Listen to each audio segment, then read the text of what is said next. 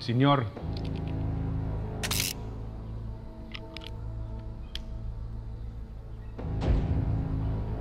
Wala pa ba nakakaalam kung sino yung pakialamerong Black Rider na yan?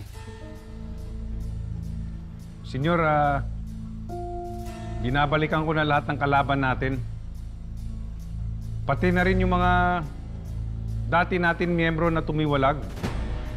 Baka nga isa sa kanila yung pumatay sa anak ko eh.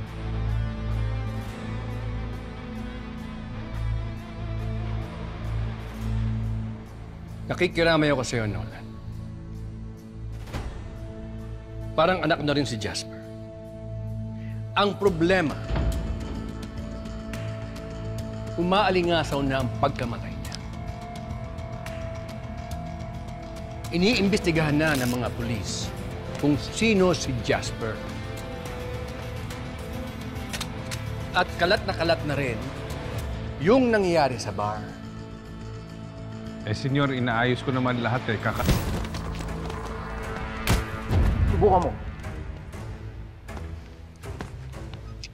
Ito ilagay mo sa sentido mo.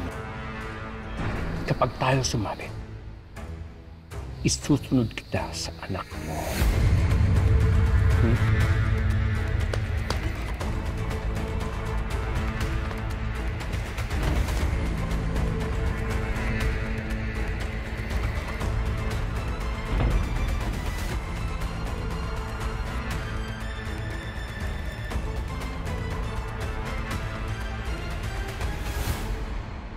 Uy! Bango naman yan. Yun, oh! Order niyo, mga boss. Annabel? Ikaw ba yan? Annabel, ang ganda mo ngayon, ha? Para kang si Marian Rivera. Sa side view ka. Marian Rivera, oh. Alam mo, Estong, alam ko na yung galawan mo, mangungutang ka lang dito sa Parisan. Masasabi ko lang dyan, hindi pwede. Ito naman, oh. Nagbayad ako ng kuryente kahapon, eh. Brother, ako na bala. Talaga? Annabel, isang pares pa para kay Star. Pero bait mo talaga. Thank you, Ronald. Makakakain ako ng pares. Nice, Elian. Annabel, pakibilisan! Pares ko naman, pakibilisan, no? Ako, grabe ka talaga, Elias.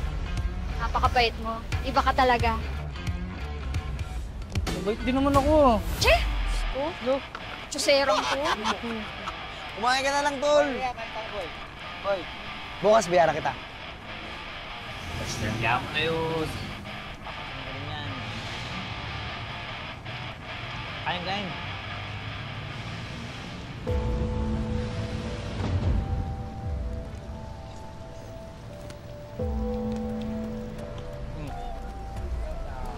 Brad, si Jasper to, di ba?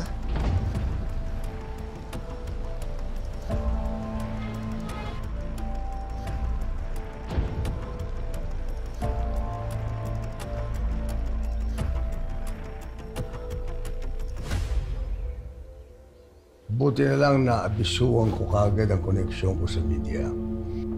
Biglang nag-iba ang kwento tungkol kay Jasper. Maraming salamat sa tulong niyo, Senador. Pinoprotektahan lang namin kung anong interest namin.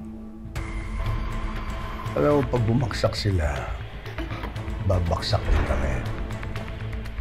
Sabay-sabay tayong lahat. Kaya kailangan, kahit anong mangyari, hindi dapat malaman ng publiko ang tungkol sa Golden Scorpion.